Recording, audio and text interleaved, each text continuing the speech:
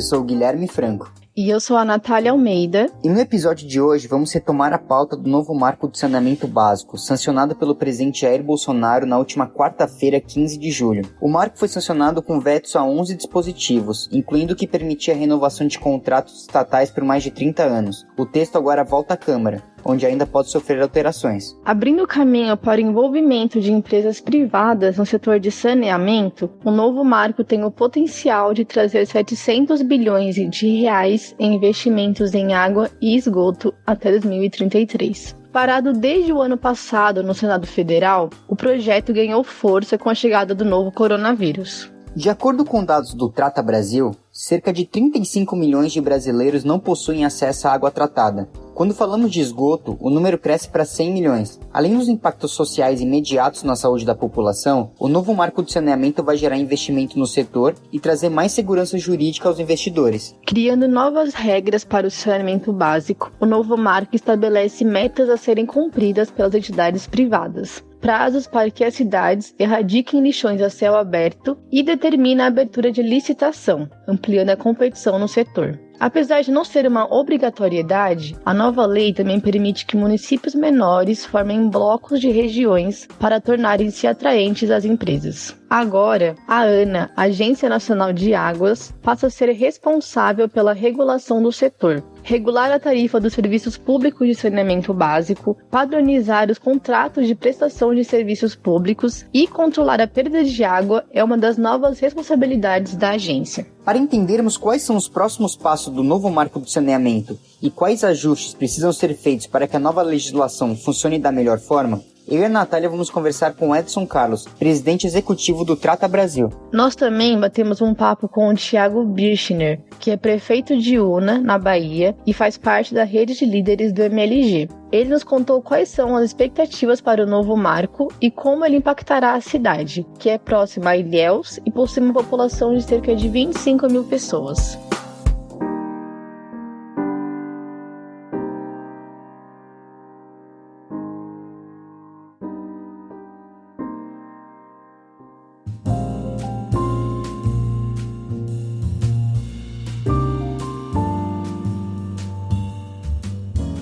A gente está recebendo hoje, então, o Edson Carlos, presidente executivo do Trata Brasil, e eu vou começar fazendo aquela pergunta que a gente sempre faz no começo do nosso podcast. Edson, quem é você no Estado Democrático de Direito? Olá a todos, eu sou químico, tenho 57 anos, trabalhei muito tempo em vários setores da economia, petroquímica, área de química, e há 10 anos eu presido o Instituto Trata Brasil, tentando ajudar a sociedade brasileira a ter essa infraestrutura tão importante, tão elementar para a vida de todo mundo. Hoje é quarta-feira, a gente está gravando um podcast na quarta-feira, dia da sanção presidencial do Marco do Saneamento. E, Edson, eu queria começar o debate trazendo um ponto que tem gerado muitas dúvidas até esse momento e que tem sido debatido muito, tanto pelos especialistas como pelo setor público, privado, que é a questão da diferença entre privatização e concessão. Então eu queria que você explicasse um pouquinho como é que vai ser essa entrada do investimento privado no setor com o marco do saneamento básico. Realmente essa é uma confusão que se faz, muita gente falando de privatizar a água, vão entregar para o capital privado. Primeiro, qual a diferença de privatização e concessão? Privatização é quando você vende toda a companhia para uma outra empresa. Então a responsabilidade sobre o serviço, que era de uma empresa estatal, municipal ou estadual, você vende toda a companhia, a responsabilidade toda para um ente privado. Então, o Estado sai da prestação do serviço e entrega tudo para um setor privado fazer. E a concessão, não. Tudo continua na mão do Estado, da Prefeitura, do governo estadual, e só os serviços passam para o ente privado. Então, é uma concessão, você concede o serviço para uma empresa privada fazer. Como na maioria do Brasil é com lixo, por exemplo, telecomunicação, você concede, o serviço continua sendo público, mas você concede para uma empresa fazer. Depois de 25, 30 anos, dependendo do tempo que esse contrato de concessão é feito, tudo que aquela empresa fez é do município. Quer dizer, a tubulação, a estação de tratamento, tudo que ele construiu fica para a cidade. E é isso que a maior parte do que a gente imagina que vai acontecer com o novo marco regulatório são concessões, ou seja, o serviço de saneamento sempre será público, aquilo sempre será responsabilidade da prefeitura, dos estados, do governo federal. A concessão, ou seja, quem vai prestar o serviço é uma empresa privada. Então, na grande maioria dos casos, é isso que vai acontecer, e isso não tem nada a ver com privatizar a água. A água é um bem público, sempre será público. Então, e essa água que a gente consome, só aproveitando a resposta, a gente paga pelo serviço da água, porque a água tem que ser tirada da natureza, tem que ser tratada, vai produto químico, energia elétrica para bombear essa água, ponto de captação até a estação, depois até as nossas casas. Isso tudo tem um custo. O que a gente paga é esse serviço. A gente não paga pela água, a gente paga pelo serviço da água. Então, não tem fundamento falar em privatizar a água e nem de que nós estamos entregando o saneamento para o setor privado, até porque muitas empresas públicas vão continuar existindo e é muito bom que continuem mesmo, porque são boas. Tem muita empresa pública muito boa. O setor privado entrou nessa onda justamente porque o setor público não conseguiu trabalhar isso, né? Não foi possível. Qual é a sua opinião sobre? Para mim isso é evidente, porque tem muitos lugares, para vocês terem uma ideia, eu trato para o Tata Brasil, tanto faz se a empresa é pública ou privada. Se ela prestar um bom serviço, nós apoiamos, não tem problema nenhum. Todo ano, há 10 anos, a gente publica o ranking das 100 maiores cidades, como é que elas estão em saneamento básico. E a grande maioria das 20 melhores são cidades operadas por empresa pública. Então, por exemplo, as 2 primeiras são operadas pela Sabesp, que é Franca e Santos. São cidades operadas pela Sabesp, estão ótimas, não tem problema nenhum, ninguém fará nenhuma briga para tirar a Sabesp dessas cidades, elas estão muito bem. O caso de Uberlândia, Sorocaba, que são cidades operadas por empresas do próprio município, que também estão muito bem, então não faz sentido nenhum o setor privado ir lá.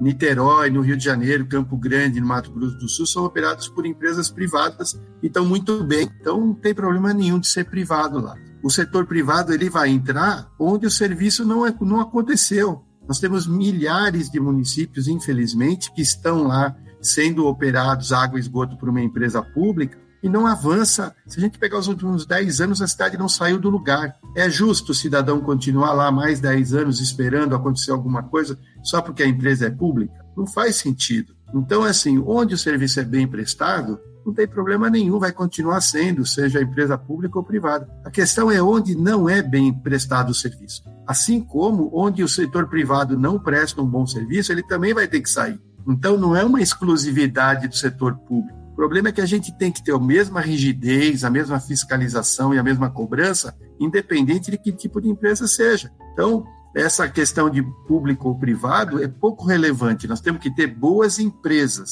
Se ela é pública, muito bem. Se ela é privada, ok também, não tem problema nenhum.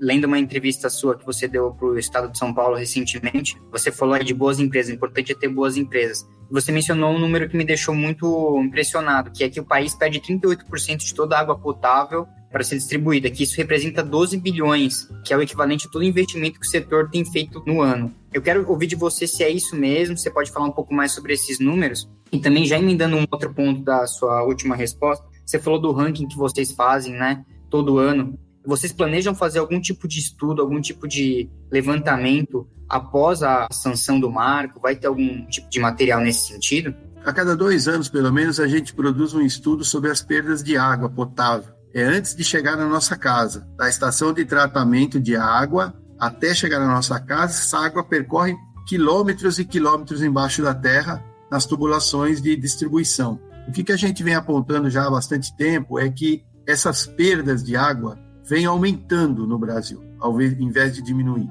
Então, é um indicador que, além de não melhorar, ele está piorando. Essa água potável já foi investido muito dinheiro para torná-la potável, como eu comentei. Então, você tem que pegar essa água da natureza, às vezes você bombeia quilômetros e quilômetros até a estação de tratamento. Lá vão os produtos químicos, tem funcionário trabalhando, equipamentos, 24 horas por dia trabalhando. Então, isso tudo tem um custo. Esse custo você amortiza quando você entrega na casa da nossa casa, a gente paga a tarifa, esse circuito se fecha. Você pega a água, trata a água, recebe pela água, trata o esgoto, devolve a água para a natureza e fecha esse ciclo. Isso é o normal. Quando uma parte disso não chega na casa da gente, seja porque ela vazou pelo caminho e vaza muita água, seja porque ela foi roubada por gato, fraude, ou o medidor não mede nada, isso tudo a gente chama de perda de água. Isso em 2018 equivaleu a 7 mil piscinas olímpicas de água potável por dia. que a gente não conseguiu entregar na casa de ninguém de forma oficial. Se a gente tivesse recebido essa água e pago a tarifa, significou 12 bilhões de reais em 2018, que foi o que o Brasil investiu em água e esgoto naquele ano. Ou seja, é uma perda ambiental, porque a gente tem que tirar muito mais água da natureza, porque a gente sabe que uma parte importante não vai chegar a lugar nenhum. É uma perda econômica, porque a empresa operadora não recebe por isso, e aí ela não consegue levar o serviço para quem não tem. E é uma perda social, porque essa pessoa, normalmente mais pobre, que está na periferia mais distante, ela é a primeira que fica sem água, que não tendo investimento, é ela que demora mais para receber a rede de coleta e tratamento de esgoto. Eu falo que é a sustentabilidade de ponta cabeça, a perda de água potável. E, infelizmente, esses números vêm piorando. Nós temos estados brasileiros que perdem 70% da água. Então, você imagina como se fosse você fazer uma padaria e a cada 100 pãezinhos você jogasse 70 fora todo dia. É uma loucura. Isso são níveis muito altos para qualquer país do mundo, né? Os países desenvolvidos trabalham entre 10% e 15%. A gente está perto de 40%.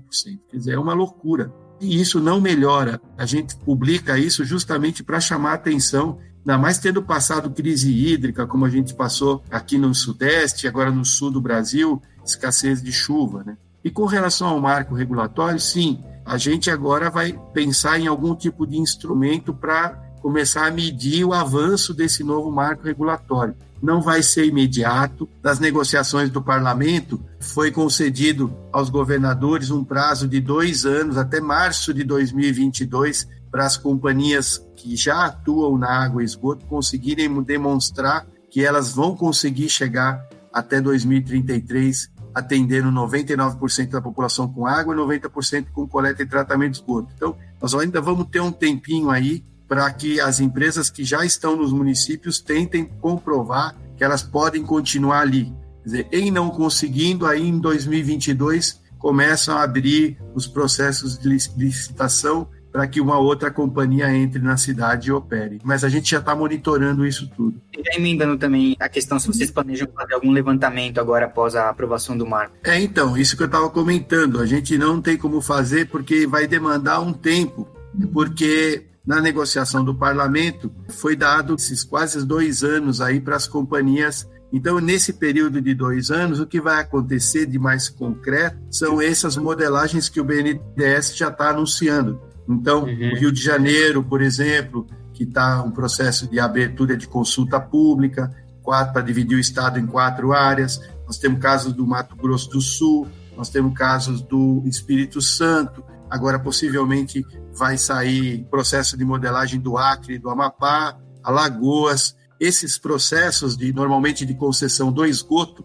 da iniciativa privada, já estão saindo. Então, até 2022, a gente acha que vai viver esses processos que já estão encaminhados dentro do BNDES, que os governadores estão aprovando para poder colocar em consulta pública. Depois de 2022, aí sim que o processo pega fogo, porque aí quem não conseguiu comprovar que vai conseguir levar os serviços tem que sair e a cidade tem que abrir um processo de licitação para que um outro operador entre. Então, a gente vai ter esses 2 momentos, assim, agora até 2022 e a partir de 2022, quando o marco regulatório aí sim começa realmente a ser cobrado, né? E Edson, acho que agora retomando a questão da sanção, né? O que você especula, se vai ter alguma coisa que vai ser vetada ou você acha que vai passar, enfim, sem vetos? O que você acha? Pois é, né? Essa é a grande pergunta de hoje, né? Porque a gente sabe que alguns pontos foram negociados no Senado para que os destaques fossem retirados e a votação pudesse acontecer naquele mesmo dia. Então, muitos senadores concordaram em retirar os destaques que tinham ao texto, com o compromisso de que o presidente vetasse alguns artigos que falam da anuência dos municípios, todos os municípios, na hora que forem vender, se for vender uma companhia, os municípios que são operados teriam que todos aprovar essa venda, é um ponto que está sendo discutido.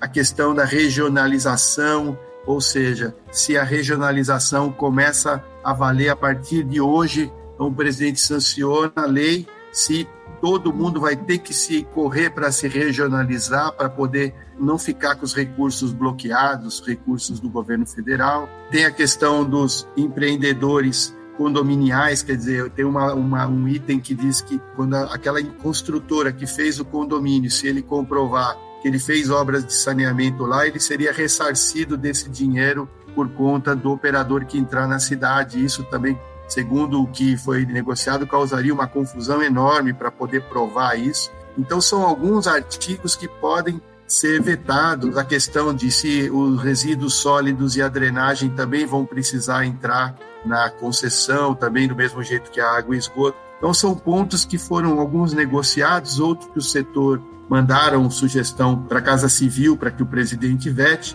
mas é uma incógnita, a gente não sabe realmente o que de tudo isso, porque, lógico, que existem outras áreas do próprio governo que defendem a tese de que o texto tem que ser sancionado do jeito que saiu do parlamento. Então, vamos aguardar um pouquinho para ver o que vem por aí. Você falou da questão da regionalização e muito se falou também das pequenas cidades, algumas cidades demonstrando preocupação com o marco. Na sua visão, existe algum risco para essas pequenas cidades? De alguma forma elas vão sair prejudicadas?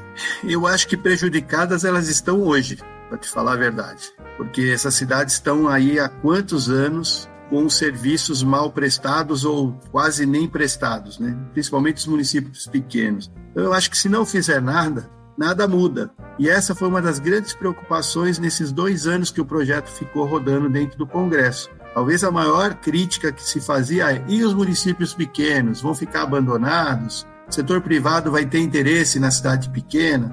Então, essa solução foi dada pela possibilidade da formação dos blocos de municípios, ou seja, os governadores ficam com essa perspectiva de montar blocos de municípios, juntando municípios pequenos, muito pequenos, e municípios grandes, de forma que o operador que quiser disputar, que quiser ganhar o serviço, seja ele público ou privado, também isso é importante a gente lembrar, que quando os processos de licitação forem abertos, outra companhia pública pode prestar o serviço, não só os privados, mas quem ganhar aquele bloco vai ter que atender todos os municípios com o mesmo grau, com as mesmas metas de atingimento. Então, vai ter que universalizar até 2033 o pequenininho, o médio e o grande. Então, todos os municípios vão ter que ser atendidos. Então, aquela empresa vai ter que comprovar capacidade de financiamento do município pequeno, do médio e do grande. Então, tudo que vale para o grande vai valer para o pequenininho também.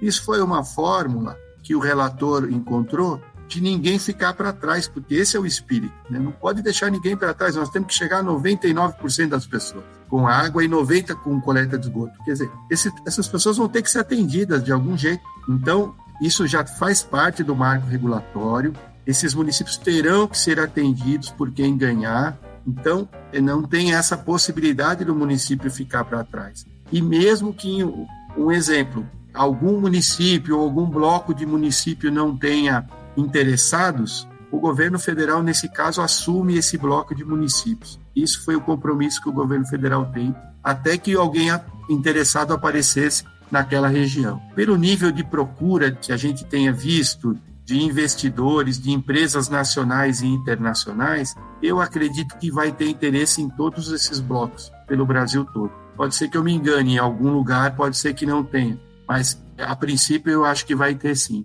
Então, a minha preocupação, sinceramente, é hoje. Hoje, esses municípios estão praticamente quase que abandonados, porque as empresas estaduais também muitas vezes não conseguem dar conta de tanto município. Então, a cidade está embaixo da companhia estadual, mas na prática nada acontece lá também. Eu acho que é uma nova esperança para os municípios pequenos. Com toda sinceridade, eu acho que precisava acontecer alguma coisa, principalmente para esses municípios menores, porque os grandes sempre são interessantes, seja para a empresa pública, seja para a empresa privada. O pequeno, ele fica para um segundo momento, seja empresa pública, seja empresa privada. E desse jeito ele não vai poder ficar para trás, ele vai ter que ser atendido. Segundo o novo marco, como que a água vai chegar nos municípios? Se você puder esclarecer para a gente um pouco qual que é a ideia dele de chegar às pequenas regiões, nos blocos, né, que a gente comentou. Hoje a água já chega de algum jeito, porque ninguém vive sem água, né? Então, todo mundo já é abastecido com água. O problema é que água é essa? Com que frequência a pessoa tem água? O município do semiárido, por exemplo. Os municípios do semiárido sofrem muito por falta de água, primeiro porque a geografia já é mais complicada, já é um lugar que tem menos acesso à água, e você tem problemas de muitas pessoas moram distantes uma das outras, moram em áreas mais rurais do que urbanas, onde a tecnologia de acesso à água tem que ser outra. Aí não é mais essa lógica de redes, grandes tubulações. Ali você tem que ter, muitas vezes, poços profundos para captação de água, você tem que ter sistemas de saneamento unifamiliares, quer dizer, um por família, porque não tem sentido você construir uma estação de tratamento para pegar esgoto de meia dúzia de moradias, umas distantes das outras. Então, nessas áreas, necessariamente, nós vamos ter que ter outras tecnologias que não essa lógica da área urbana, de grandes estações de tratamento, grandes tubulações. Não funciona nesse tipo de lugar. Mas existem tecnologias para tudo. Eu posso falar porque eu recebo toda semana uma empresa apresentando tecnologia para essas áreas rurais, áreas isoladas, mini estações de tratamento de água, mini estações de tratamento de esgoto para poucas moradias. Então, tecnologia não é problema. O problema é alguém tem que ser responsável por essas áreas. E esse é o problema. Hoje, ninguém é responsável por essas áreas. Se você pergunta para a empresa de água e esgoto, ela vai dizer, não, essa área não está no meu contrato, eu não sou obrigado a atender. Aí você vai na prefeitura, a prefeitura não tem preparo nenhum para resolver o problema da área rural, por exemplo. Então, a área rural fica esquecida lá. Ela só vai ser atendida quando uma ONG, uma organização do terceiro setor chega lá com algum projeto, e felizmente muitas organizações do terceiro setor estão atuando nessa área, ajudando a levar água. O CISAR, por exemplo, que é o Sistema Integrado de Saneamento do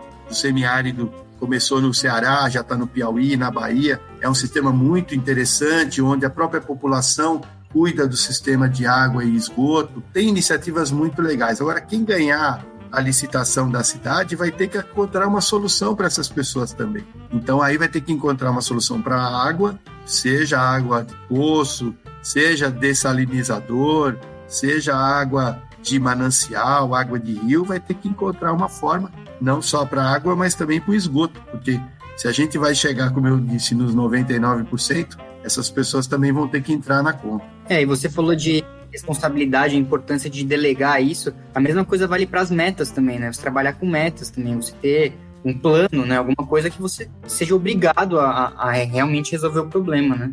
Pois é, hoje não tem, entendeu? É isso que eu te chamo a atenção. Hoje, qual é a meta? Você não sabe. A maior parte das cidades brasileiras, o cidadão não tem a menor ideia de quando ele vai receber água e o esgoto. Não tem meta, não tem contrato entre a empresa operadora e o município, não tem um compromisso, não. Fica calmo aí que em 5 anos a gente vai chegar no seu bairro. Não sabe, tem cara que tem 50, 60 anos, não tem nada de saneamento ainda. Continua lá porque ele não sabe, a empresa não tem compromisso, não tem nada, nenhuma data foi firmada, ou se foi verbalmente, não está em nenhum lugar, não está assinado. É isso que a gente precisa mudar, isso tem que ser transparente, o cidadão precisa saber. Vai resolver o problema quando? Para eu poder cobrar. Hoje não tem. Então, se você perguntar para qualquer pessoa, quando é que vai chegar o esgoto aí no seu bairro? Ele vai dizer, não sei, não tem, isso não é aberto, é uma caixa preta que a gente precisa abrir. Por isso que a gente defende uma mudança. Se a empresa é pública, não tem problema nenhum, mas quando é que você vai resolver o meu problema?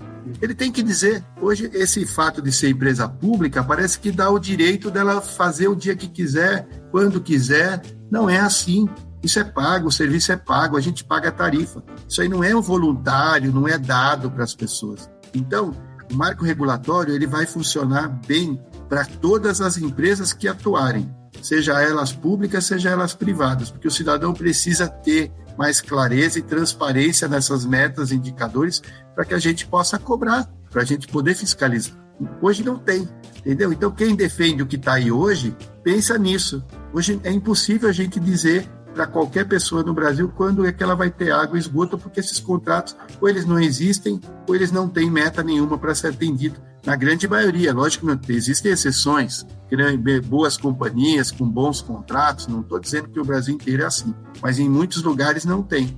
Então é isso que precisa ser mudado, a gente precisa ter mais transparência nisso. Você mencionou sobre resíduos sólidos, que tem que ver se vai entrar também na questão da sanção. E a gente teve a Política Nacional de Resíduos Sólidos lá atrás, ela foi adiada 1, 2, 3 vezes. E eu considero um risco se ficar de fora novamente. Como que você enxerga essa questão, Edson? Resíduo sólido é um problema no mundo inteiro. Todo lugar que você vai, Antes de eu ir para o Trata Brasil, eu lidava com esse assunto e qualquer lugar do mundo que a gente visita, o lixo é um problema. Mesmo que ele esteja equacionado, ele continua sendo um problema. Então, se você vai do Japão até os Estados Unidos, todo mundo se debate o que fazer com o resíduo sólido. Muitos incineram, muitos com equipamentos bons, com proteção ambiental muito avançada. Muitos reciclam, a tendência mundial de diminuir aterro sanitário, né? Principalmente a Europa, já não tem lugar para colocar lixo, então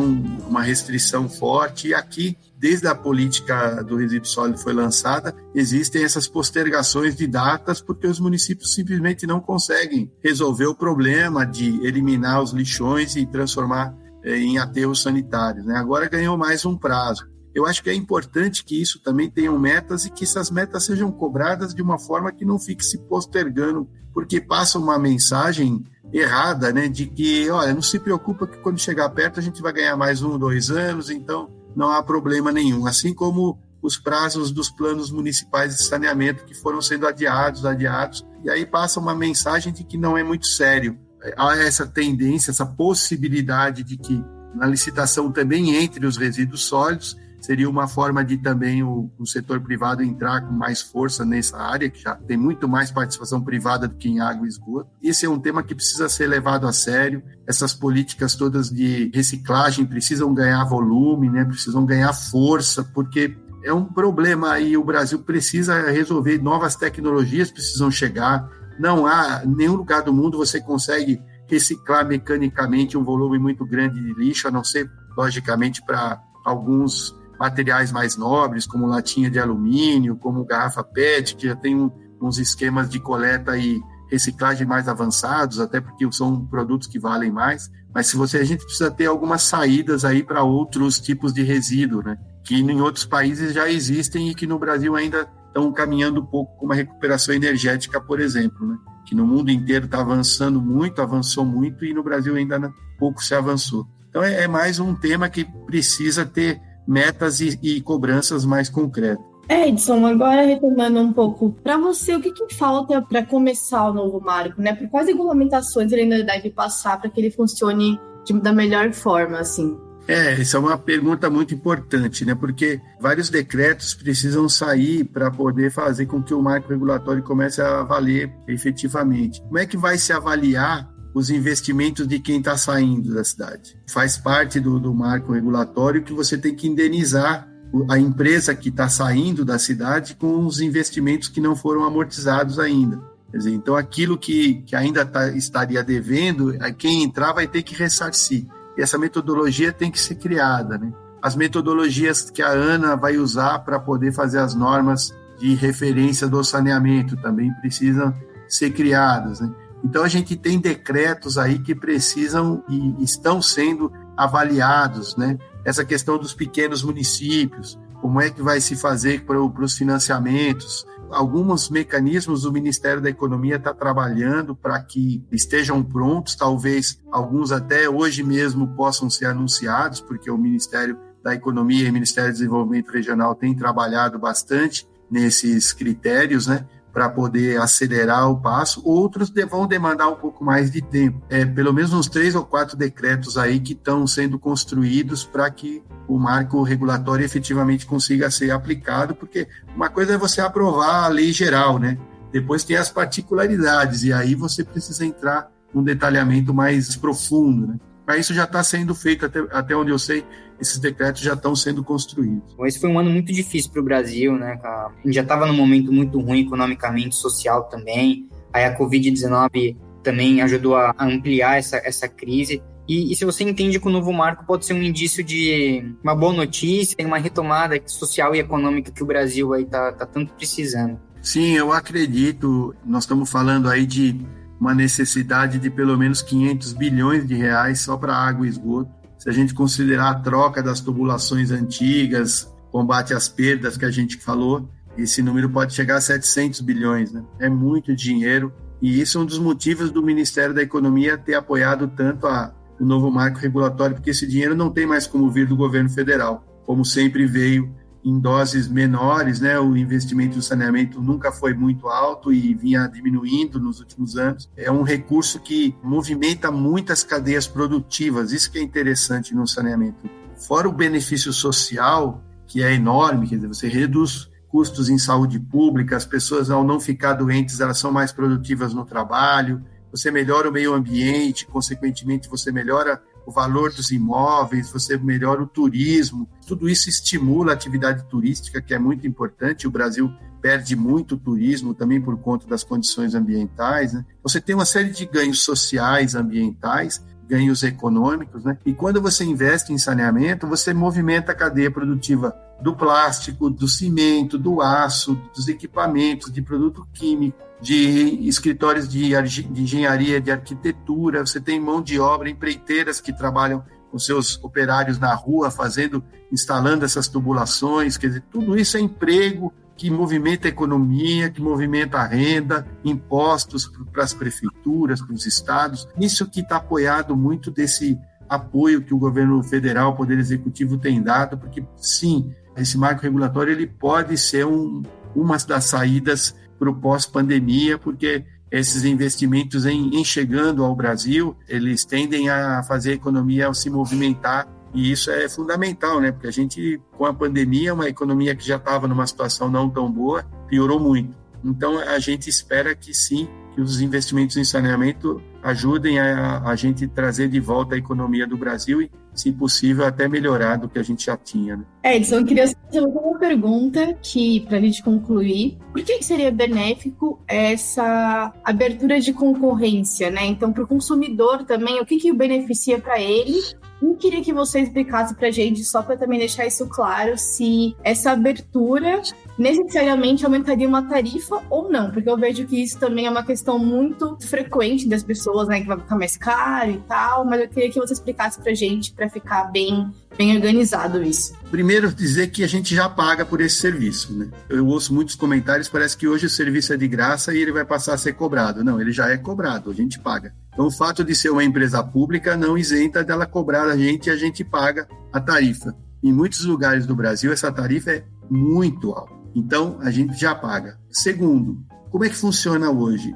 A empresa que opera os serviços, vamos dizer, as empresas estaduais que representam quase 70% da prestação de serviço de saneamento no Brasil estão na mão das empresas estaduais. Como é que funciona hoje? Elas têm um contrato chamado contrato de programa com o município. É um contrato entre dois entes da federação, entre município e estado, se chama contrato de programa. Esses contratos normalmente têm duração de 25, 30 anos. Então, aquela empresa vai ficar lá por 30 anos. Quando o serviço é bem prestado, você nem lembra que a empresa está lá. Ótimo, ela presta o serviço, leva água para sua casa, você paga a tarifa de água, de esgoto, ok, não tem problema nenhum. E a empresa ficar 30 anos se ela não faz o que ela tem que fazer? E você não pode fazer nada porque ela vai ficar lá 30 anos. Essa é a situação de muitos brasileiros, de milhões de brasileiros. Você fica preso, só muda a sua situação se você mudar de cidade, porque naquela cidade, aquela empresa ficará por 30 anos. Ela prestando ou não prestando serviço. Ela fica lá por 30 anos. Aí você vai dizer, mas não é possível, se a empresa não faz o serviço, por que ela não sai? Ela só vai sair se um dia o prefeito decidir romper esse contrato, e muitas vezes a gente sabe que o prefeito não rompe porque ele não quer brigar com o governador, ele não quer essa luta política, que é uma questão política também. Então, para que isso acabe, o novo marco regulatório estipula o seguinte: se a empresa que está no município ela conseguir comprovar que ela vai resolver o problema até 2033, ela fica, não há problema nenhum. Se ela não fez o que ela tinha que fazer e não conseguir provar que vai fazer, ela tem que sair e uma outra empresa entra, seja pública, seja privada. Isso é bom para o cidadão. Em relação à tarifa, na maioria dos casos que estão acontecendo hoje, parcerias público-privadas, concessões, nenhuma delas a tarifa é maior do que a que já existe. É igual ou menor. Por exemplo, no Rio de Janeiro, esse processo que está acontecendo no Rio de Janeiro. Já está no contrato. Quem quiser entrar para operar o serviço vai ter que cobrar essa tarifa ou menos. No Rio Grande do Sul, acabou de acontecer uma PPP de 9 cidades, esgoto, 9 cidades da região metropolitana de Porto Alegre. Quem ganhou, quem cobrou menor tarifa. A empresa que vai entrar lá vai cobrar uma tarifa quase 30%, 25% menor do que a empresa pública que está lá, menor. Então, quando a gente fala, estou com medo que a tarifa vai aumentar, primeiro é importante dizer que quem regula a tarifa é a agência reguladora, não é a companhia. Não é a companhia que fala, não, a partir de amanhã eu vou cobrar R$3. Não, eu vou cobrar 4, não, eu vou cobrar 6. Não, o serviço vai ter que ser regulado por uma agência reguladora. E é essa agência reguladora que vai dizer se a tarifa é aquela, se tem que baixar, se tem que subir, com que bases pode subir. Então, esse medo que as pessoas têm, que vendem esse medo, ele também não é real. Primeiro, porque a gente já paga. Segundo, a gente não paga pouco porque a empresa é pública. As boas companhias públicas têm muito lucro. As pessoas acham que as empresas públicas são beneméritas. Elas não têm lucro. Todas têm lucro. E é justo que tenha lucro, porque ela precisa ter lucro para investir. Então, gente, não vamos ser inocentes. Toda empresa tem lucro, seja ela pública, seja ela privada. A tarifa tem que ser a tarifa justa para remunerar o investimento, os custos, pagar os funcionários, energia elétrica e ter um lucro para poder investir no sistema, fazer a empresa continuar crescendo. Então, é importante saber que quem define tarifa é a agência reguladora. Se a empresa for pública ou privada, quem vai decidir vai ser a agência reguladora. A tendência é, as tarifas já são tão inchadas no Brasil, tem tanta ineficiência na tarifa de água e esgoto, que a empresa privada já viu que dá para operar muito bem com a tarifa que já está lá, e se fizer bem vai ter muito lucro com a tarifa que já está na cidade. Então, a gente não tem esse receio de que se em algum lugar o sistema passar para a mão do privado, a tarifa vai explodir. Eu não acredito, acho que as tarifas já são altas o suficiente e dá para operar, sim, muito bem na grande maioria dos casos. Muito obrigado pela conversa, foi muito esclarecedora, você é um cara muito solícito, muito obrigado mesmo. Uma consideração final, quer deixar algum recado? Sim, bom, só para relembrar, para nós, Trata Brasil, tanto faz que empresa presta serviço, nós temos ótima relação com a Sabesp, com a Sanepar, com a Copasa de Minas, com a empresa de Uberlândia, de Sorocaba, de Niterói, de Campo Grande. Nós falamos com públicos estaduais, públicos municipais, empresas privadas, não há preconceito nenhum no Trata Brasil. A gente elogia a Sabesp, já premiamos muitas vezes as companhias públicas. A gente tem um prêmio todo ano para casos de sucesso. Se a gente pegar 2/3 dos prêmios, 2/3 são empresas públicas que a gente premiou. Então não há problema nenhum de ser empresa pública, tem muita empresa pública excelente. Agora, gente, não podemos premiar o mau serviço. Se ela for pública e não presta um bom serviço, ela não pode continuar lá. Ela tem que abrir espaço para alguém que preste um bom serviço, porque o cidadão merece um bom serviço. Então, menos preconceito, menos ideologia e vamos ser mais realistas. Nós pagamos pelo serviço e temos que cobrar. Tá bom, gente? Obrigado.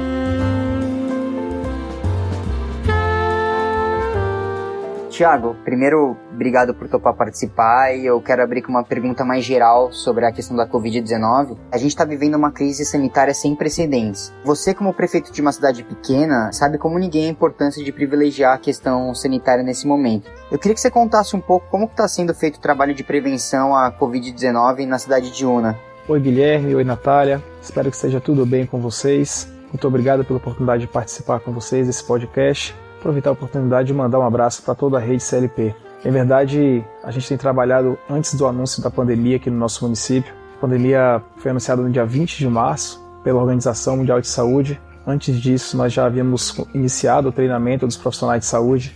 Publicamos posteriormente um plano de contingenciamento, prevendo as possíveis situações, de como ficaria o manejo desses pacientes, tanto no hospital municipal quanto nos postos de saúde. Toda a rede foi preparada. Agentes de saúde, agentes comunitários, todos foram preparados para poder enfrentar esse momento. Contudo, o combate é bastante dinâmico, Quando o tempo foi passando, a gente percebeu a importância de colocar barreiras sanitárias e foram instaladas 4 barreiras sanitárias que trabalham 24 horas, monitorando a entrada e saída de veículos da cidade. Esse monitoramento gera um banco de dados que é repassado para a vigilância epidemiológica. Muitos dos casos que nós acompanhamos passaram pelas barreiras, além de aplicação de dispenser com álcool gel, em locais de grande aglomeração. Fizemos uma situação também aqui que foi institucionalizar a fila de instituições financeiras. A gente sabe que em cidades pequenas como o nosso município, uma única lotérica é responsável pela distribuição financeira aí de auxílio emergencial, de Bolsa Família e tudo mais. fato que causa grande aglomeração. Então nós tivemos também esse trabalho de institucionalizar a fila da lotérica, Banco do Brasil, Banco do Bradesco, em locais de grande aglomeração. Além disso tudo, tem sido feito um trabalho de testagem também muito grande, né? O nosso município aqui é um município que, se você fizer um cálculo de densidade populacional versus número de testes, a gente vai estar com um percentual muito alto de testes. Fato que também aumenta o percentual de contágio. Quanto mais testa, maior a possibilidade de encontrar, né, os contagiados. E a gente tem feito esse trabalho aqui, um trabalho muito sério, um trabalho muito decente, um trabalho muito oneroso, não apenas do ponto de vista financeiro, mas também de pessoal, né? Há um desgaste também muito grande das pessoas que estão trabalhando dia após dia. Enfim, é um desafio que a gente tem enfrentado. O município de Una tem muita gente comprometida, muita gente imbuída no propósito de evitar que o vírus se prolifere. Aqui, até o presente momento, a gente está com 109 casos positivos, sendo que 59 ativos. Outros já receberam cura e 2 óbitos até o presente momento. Enfim, tem sido um desafio, mas eu acredito muito que as medidas adotadas elas reduziram significativamente a condição epidemiológica da nossa cidade. E a crise provocada pelo novo coronavírus evidenciou a fragilidade estrutural e agigantou as desigualdades sociais do Brasil, né? A falta de saneamento básico, que é uma agenda aí do século XIX, ainda assola 35 milhões de pessoas que não têm acesso à água. A cidade de Una tem um plano municipal de saneamento e tem seguido esse plano? Quando a gente fala da crise provocada pelo coronavírus, a gente pensa basicamente na área da saúde, onde há também uma fragilidade sistêmica. Porém, especificamente falando do saneamento básico, o Brasil tem um déficit, né, muito grande de obras de saneamento básico. Nosso município ainda não tem o plano de saneamento básico, que é o principal documento, né, para que a gente pleiteie outras esferas de governo federal, governo estadual, recursos para que a gente consiga fazer investimentos nessa área. A gente ainda não tem o plano deve ficar pronto até dezembro desse ano, está sendo elaborado junto com a Embasa, que aqui é a empresa, né, a estatal, que é responsável pelo fornecimento do serviço, e a gente de fato não tem. A gente entende que é uma área bastante sensível, sobretudo na zona rural do município, onde a situação é ainda pior. É bem difícil a gente imaginar que em curto espaço de tempo nós teremos o problema resolvido. Contudo, grandes crises também geram grandes oportunidades, oportunidades de negócio, oportunidades de novas ideias que acabam desencadeando soluções por vezes inesperadas. A expectativa que a gente tem é justamente essa, que com um novo marco a gente consiga gerar oportunidades para resolver a situação.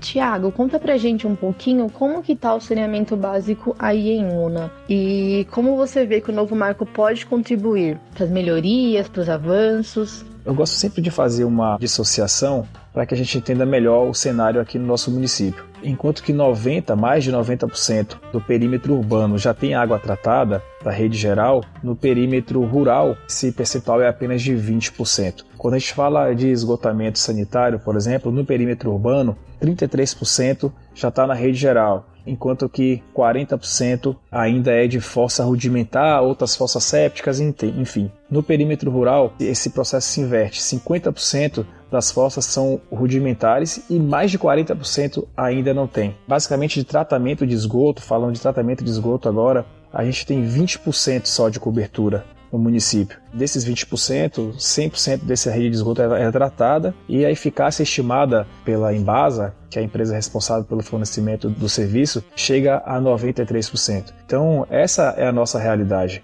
A gente só tem 20% de cobertura. Então é muito pouco, a gente engatinha ainda no que diz respeito ao saneamento básico aqui na nossa cidade. Grande parte dos municípios de pequeno porte não possuem capacidade financeira para arcar com a provisão do serviço de água. Tiago, para você, como que o novo marco vai impactar a cidade de Una? A gente imagina que esses investimentos, caso aconteçam, na área de saneamento básico, ele vai ter um efeito muito positivo, né? Não apenas na valorização dos imóveis, não apenas na questão do turismo, mas também na valorização da vida, né? Na dignidade humana. A gente já sabe que o serviço de água tratada e de coleta de esgoto levam à melhoria da qualidade de vida da população. Também valoriza imóveis e o turismo. A cidade de Una é uma cidade turística. Tiago, como que você vê que a aprovação do novo marco pode estimular o turismo na região, trazendo mais economia? Falando especificamente da projeção, da melhoria do turismo, eu acredito nisso também. O município de Una tem um distrito chamado Comandatuba, que é onde fica situado o Resort Hotel Transamérica, que é um dos principais resorts da América Latina. Esse é o nosso polo turístico, é um distrito. E, coincidentemente, já existe rede de esgoto nesse distrito. Perceba que uma coisa realmente tem link com a outra. Esse distrito, além desse hotel, ele tem outras pousadas, é um distrito litorâneo, um distrito que já recebe turistas do mundo inteiro e que certamente, se a gente conseguir levar rede de esgoto, tratamento de esgoto, saneamento básico para outros distritos, além do impacto no turismo, porque a gente também tem uma diversidade de fauna e flora muito grande aqui na nossa Mata Atlântica. Una é um município bem preservado sob o ponto de vista ambiental. Aqui a gente tem áreas de preservação ambientais, aqui a gente tem Revis, a gente tem Rebio, a gente tem RPPN, a gente tem APA, a gente tem terra indígena, a gente tem Resex, enfim, o município é muito bem protegido. E se você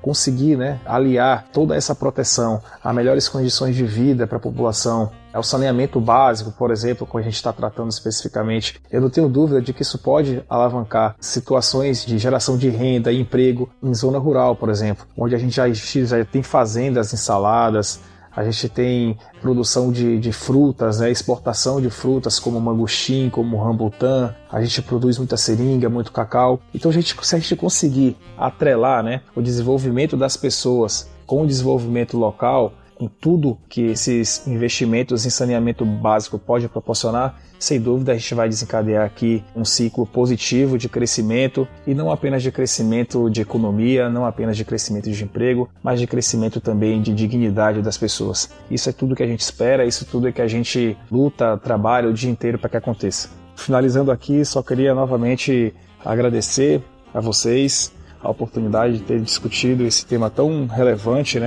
para o país, como você bem falou, uma pauta do século passado, mas que a gente ainda discute, a viabilidade de tudo que tem sido proposto. Espero ter contribuído aí com a perspectiva de um gestor de uma cidade pequena no interior da Bahia. Agradeço, obrigado Guilherme, obrigado Natália, que Deus esteja com vocês.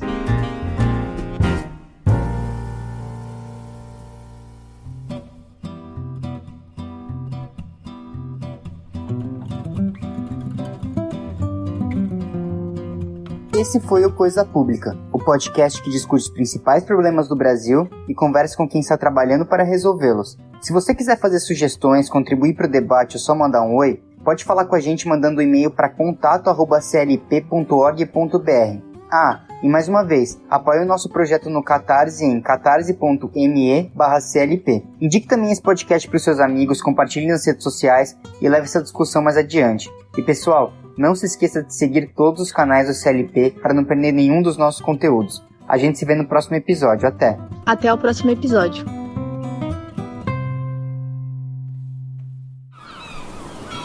Este podcast foi editado pela Maremoto.